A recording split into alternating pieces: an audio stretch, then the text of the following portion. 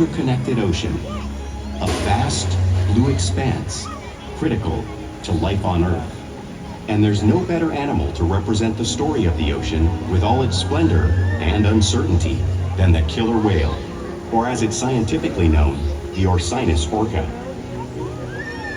The orca lives in every corner of the ocean, from the Arctic to the Atlantic, the Southern to the Indian, to the mighty Pacific and beyond.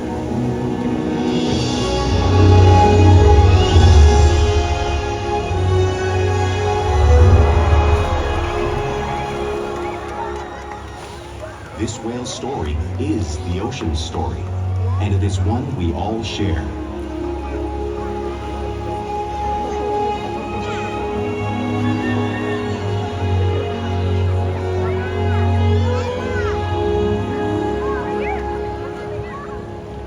Welcome to SeaWorld's Orca Encounter. My name is Nikki, and it's an honor to introduce you to this intriguing and majestic animal.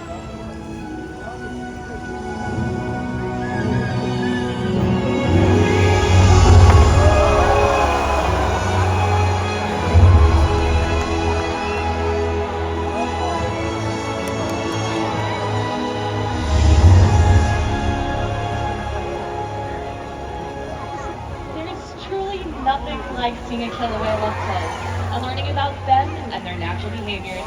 We hope this Orca encounter gives you a better understanding of this amazing animal and all that it represents.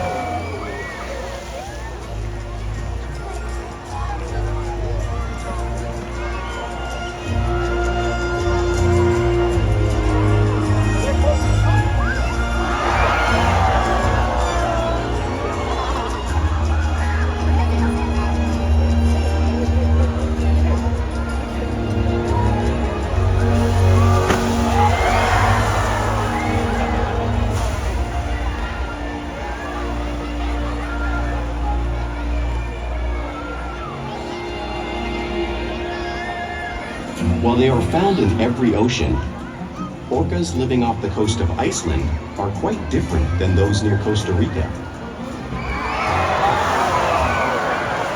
In fact, there are at least 10 types or ecotypes of killer whales. An ecotype describes the differences between killer whales' size, physical form, prey, social structure, and habitat. As you can see, the differences are subtle, but noticeable when compared side by side. Orcas are adapted perfectly to their environments. And even the whale's black and white coloration has a purpose. It camouflages the outline of their bodies in the water, making it easier for them to surprise and catch their prey.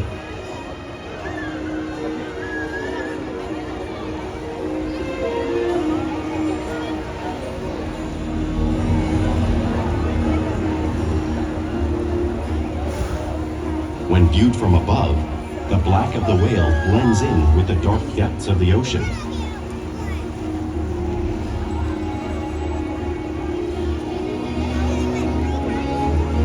When viewed from below, the orca's white bellies match the brighter surface of the water, blending with the light above, giving them the perfect camouflage.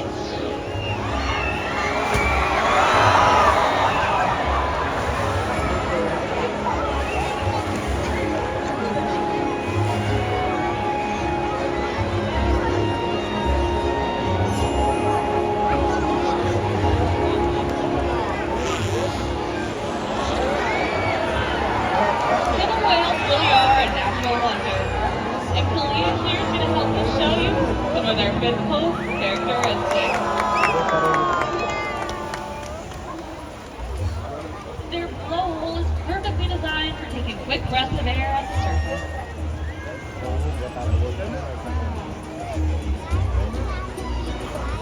Even their eyes work to their advantage. It looks like their eyes are located in that white patch, but that's a visual distraction. They're actually located in front of that patch, camouflaged from crashing prey. The fin on top of the whale is called a dorsal fin. The dorsal fin is used for stabilizing them as they swim and regulating their body temperature. no, every time they come over, I'm like, The flippers on either side of the whale are called pectoral flippers. Pectoral flippers are used for stopping and steering. There are 5 bony digits in them, just like a human hand. The lobes on either side of the tail are called flukes. The tail flukes are the killer whale's engine, propelling them nearly 30 miles per hour. That's as fast as some of our speedboats. But they swim the fastest and use the most power when they're propelling their nearly 10,000-pound bodies up and out of the water.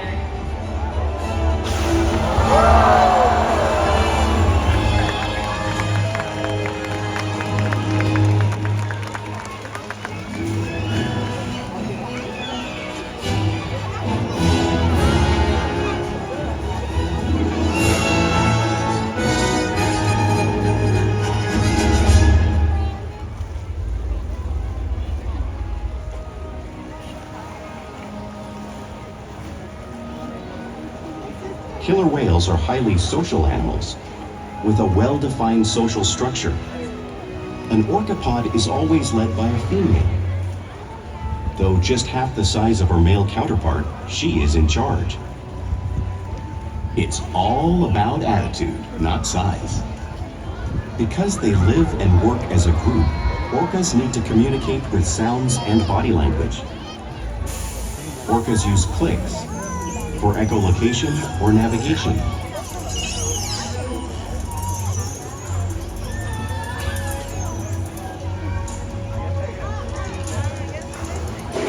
Whistles to socialize in the pod. And calls for group coordination and hunting.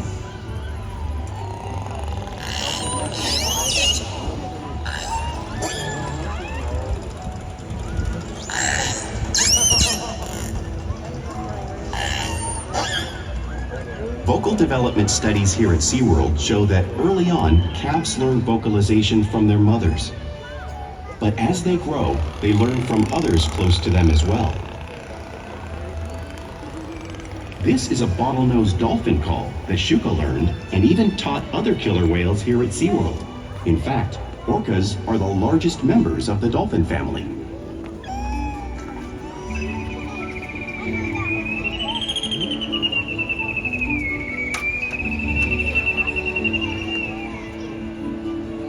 Whales here and in the wild use vocalization to communicate all the time.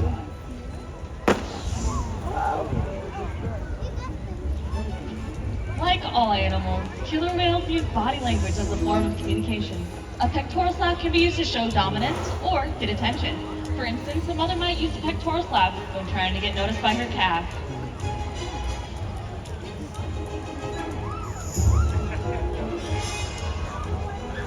But when they really want to be heard, they preach.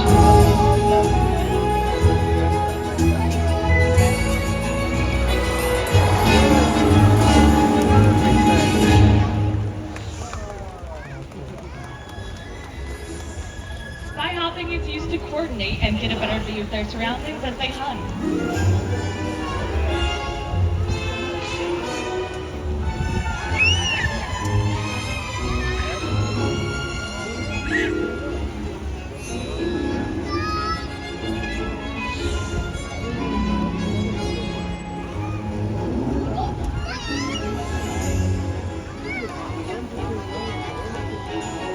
Tail flaps are also a common form of communication used by killer whales both here at SeaWorld and in the wild.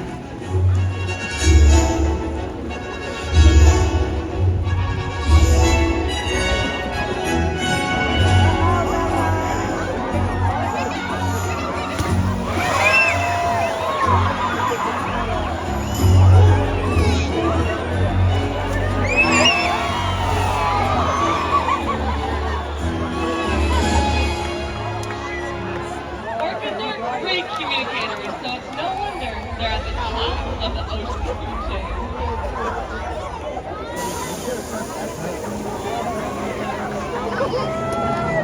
Killer whales work together to rear their young, protect their pod, and most importantly, pursue, and catch their prey. Every day they cooperate to survive in the wild oceans of the world. The orca's hunting techniques are as varied as the whales themselves. Norwegian killer whales will circle herring, herding them together. The whales use sounds to coordinate with each other and to disorient the herring. With the fish confused and contained, the whales stun them with their powerful tail flukes, making for an easy meal.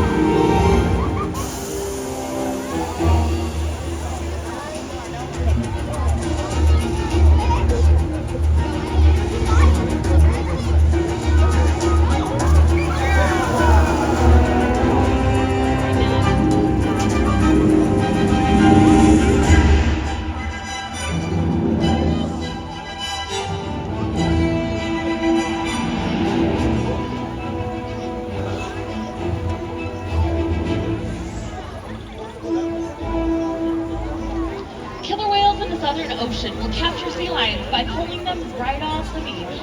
Here comes Shouka to show you a similar movement and behavior, right here in front of you.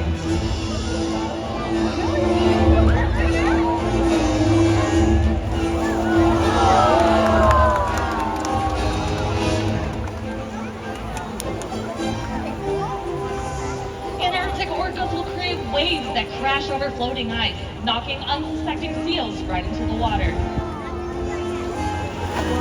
Ulises is doing a similar behavior that creates that powerful wave, one of many complex and aggressive behaviors developed by killer whales around the world.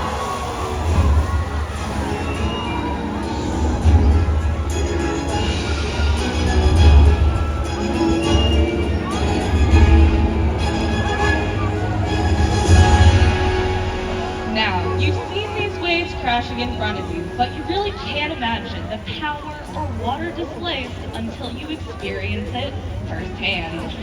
Fortunately, we do have some guests that have volunteered to help me show you. So let's give them a round of applause. They look a little dry, so we can fix that. Come on down here. You're going to be our seals for the day. Come on here, iceberg. All right, let's hear it up. Give it up for him. Let's go. All right, here comes both of our whales, Kalia and Ulises, coming to show their true power. And I'm just going to move this way.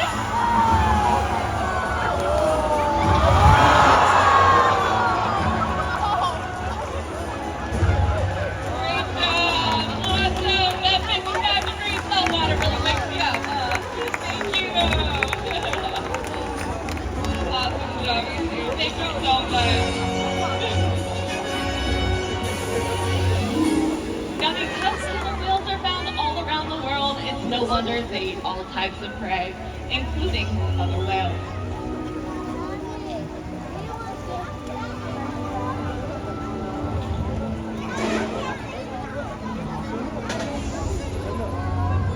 The blue whale on the screen here is the largest animal on Earth. It is 5 times longer and 50 times heavier than a killer whale. So, how does a whale the size of Kalia and Ulises take down a whale that size? It's all because orcas are the ultimate team player.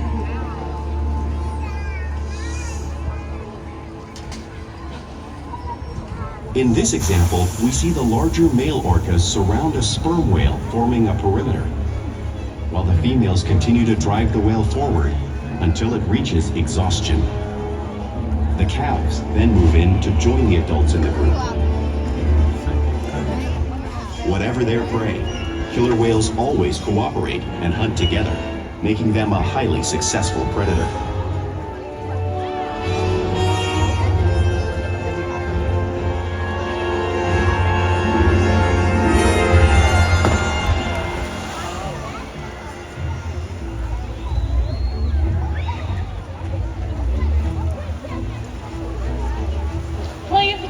Part of everyday life for a killer whale. It's how they teach their young how to hunt and practice their skills as they grow. Orcas are constantly interacting and showing their playful sides, both in the wild and right here in SeaWorld. Porpoises, when they swim, best at the surface, breaking out of the water just briefly.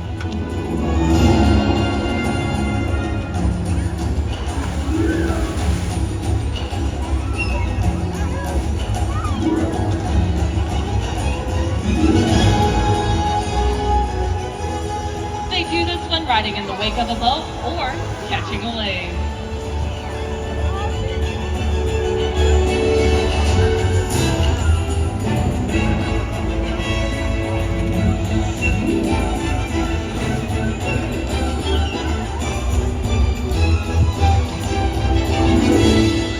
Orcas love to be touched and to rub their bellies on rocks whenever they can. We see our whales do it here, just like the whales in British Columbia.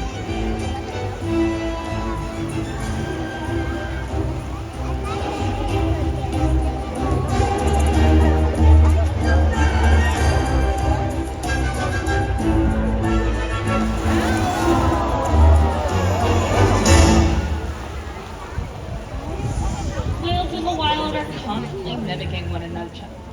We see it here at SeaWorld all the time. Our whales are constantly learning from and mimicking one another.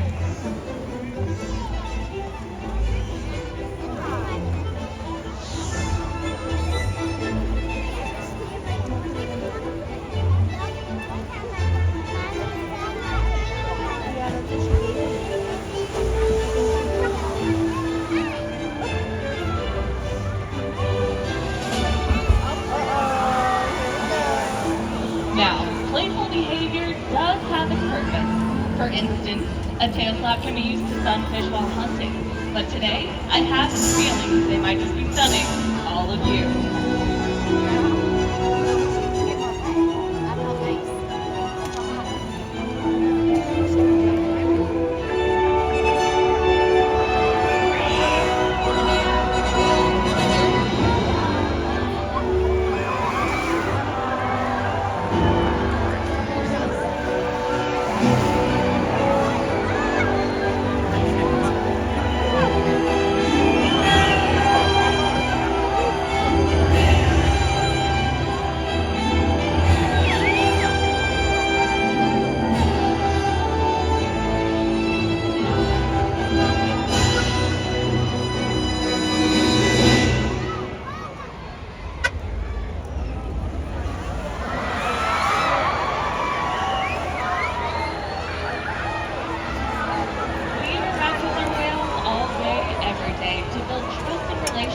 In order to provide optimal health care, research, and quality of life.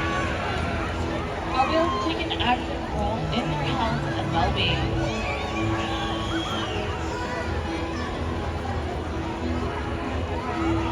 Our whales will present to us their tail loop, which is crucial when taking a voluntary blood sample.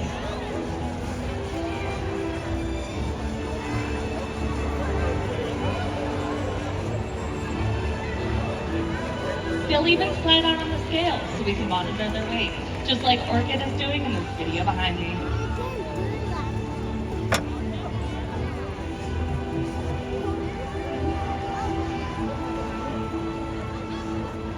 They'll even let us take a sample from their blowhole, all because of the relationship we built here day after day at SeaWorld. Now, I have two very special whales that I would love for you to give it up for. Here comes Makani and Keet. Makani is the youngest member of our pod at just 11 years old, and Keet is our male that is a gentle giant. Both of them love interacting with their trainers and participating within their enrichment. We challenge our whales every day to learn, engage, and stimulate their minds.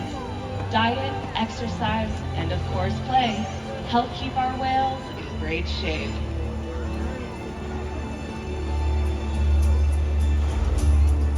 The whales here at SeaWorld have helped killer whales in the wild by participating in many research studies.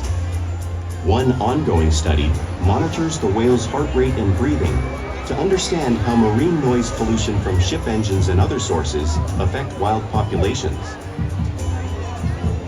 In another study, scientists from NOAA, the National Oceanic and Atmospheric Administration, took measurements of the killer whales living here, including pregnant whales. By comparing these measurements with drone footage of killer whales in the wild, scientists are able to monitor the wild population's nutritional and reproductive states. Other research has been done here at SeaWorld on the mother whale's milk composition. This research will help create an effective model to understand how toxins in the ocean impact wild killer whales and their milk supply. What we learn from the whales in our care every day is actively helping whales in the wild survive. And just by being here today, you've supported our rescue, research, and conservation efforts all around the world. If we work together, like the killer whale, we can protect the future of the Orcinus orca and this beautiful planet that we all share.